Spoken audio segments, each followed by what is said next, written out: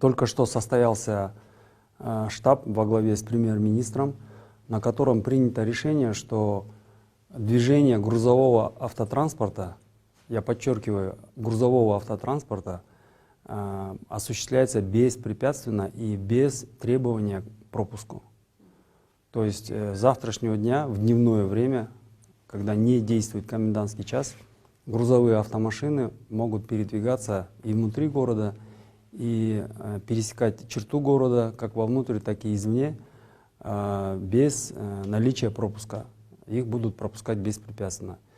Это делается для того, чтобы вовремя обеспечивать город продовольствием, медикаментами, и чтобы вот эти секторы у нас работали стабильно, чтобы никаких сложностей не возникало.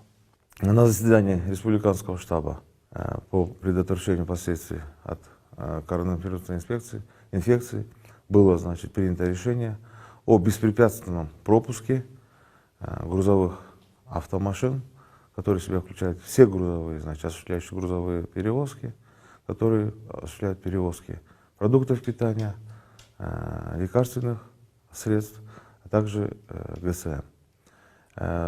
Поручение было дано всем соответствующим службам и для того, чтобы донесли до личного состава о изменении порядка прохождения данных грузов через блокпосты и санитарно-карантинные посты.